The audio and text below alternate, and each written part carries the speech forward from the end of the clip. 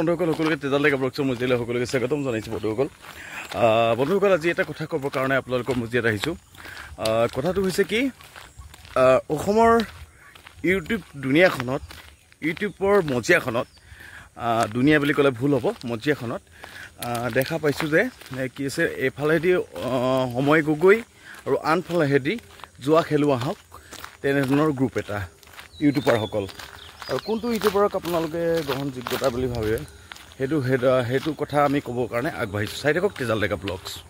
সময় গগৈয়ে কৰি গৈছে দুখীয়াজনৰ আৰ্তজনক সহায়, আৰু তেওঁ বিভিন্ন ধৰণৰ সহায় দেখি আহিছোঁ আমি যে তেওঁ কি ধৰণে আজি বিভিন্ন ধৰণৰ ঘৰ বনাই দিছে দুখীয়াজনৰ, যিজনৰ নেকি ভিতৰত সোমালে চাগে বৰষুণৰ পানীৰে টপ টপ পৰি থাকে, ৰ'দত চাগে বৰষুণ পৰি থাকে দেখাই আছোঁ।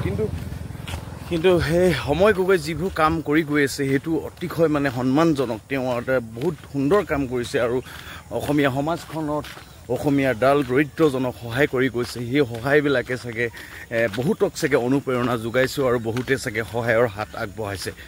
অন্য হাতেদি ক'বলৈ গৈছোঁ যে যিসকল যিসকল ইউটিউবাৰ, যিসকলক তথাকথিত নামতে ইউটিউবাৰ, কিন্তু তেওঁলোক কামত চাগে কি হয় হগা মোটা খোৱা ভিডিঅ'বিলাকক লৈ পিনে ব্যস্ত থাকে।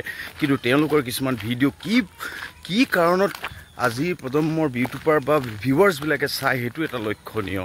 হয়তো চাগে তেওঁলোকৰ হাতত কি ধৰণৰ অস্ত্ৰ আছে নাজানো, কিন্তু তেওঁলোক আজি ভিউৱাৰ্ছ হৈ আজি তেওঁলোকে কেইবা লাখ টকা ঘটি গাড়ী ঘোঁৰা লৈ পিনি তেওঁলোকে চাগে জীৱন নিৰ্বাহ কৰি আছে দেখিছোঁ, বুজিছে। আৰু তেওঁলোকে বহুত টকা পাই আছে, উপাৰ্জন কৰি আছে। বন্ধুসকল, এটা কথা কিন্তু ক'বই লাগিব যে ইউটিউবৰ মজিয়াখনত যদি আমি দুটকামান টকা পাওঁ, তেতিয়াও চাগে আমিও চাগে সময় গগৈৰ অনুপ্ৰেৰণা লৈ পিনি সময় গগৈৰ দৰে দুখীয়া মানুহক আৰ্তজনক সহায় কৰিবলৈ চেষ্টা কৰিম। কিন্তু ইউটিউবৰ দুনিয়াখনৰ পৰা আমি তেনেধৰণৰ মই টকা পোৱা নাই, মনিটাইজ হৈছে যদিও তেনেদৰে সহায় কৰিব পৰা নাই। দেখিবলৈ পাইছোঁ যে এইসকল ভণ্ড নামৰ ইউটিউবাৰসকলে নাম ক'বলৈ নাযাওঁ, কিন্তু যিসকলে জুৱা খেলুৱা হওক, শিক্ষকৰে অসমীয়া নৱপ্ৰজন্মক জুৱা খেলিবলৈ আগবঢ়াই আনিছে, আজি তেওঁলোকে কিন্তু দুখীয়াজনক সহায় কৰাটো বাদেই নিজে বিলাসীতা জীৱন নিৰ্বাহ কৰিছে। কিন্তু সমাজলৈ তেওঁলোকে যদি যোগাত্মক কিছুমান বাৰ্তা যদি দিয়ে, আজি প্ৰজন্মই চাগে ভাল পাব, আজি প্ৰজন্মৰ অভিভাৱকসকলে চাগে স্বীকাৰ কৰিব।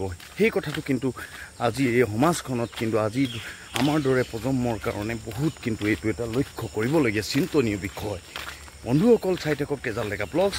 আহি থাকিম আকৌ পুনৰ। ধন্যবাদ।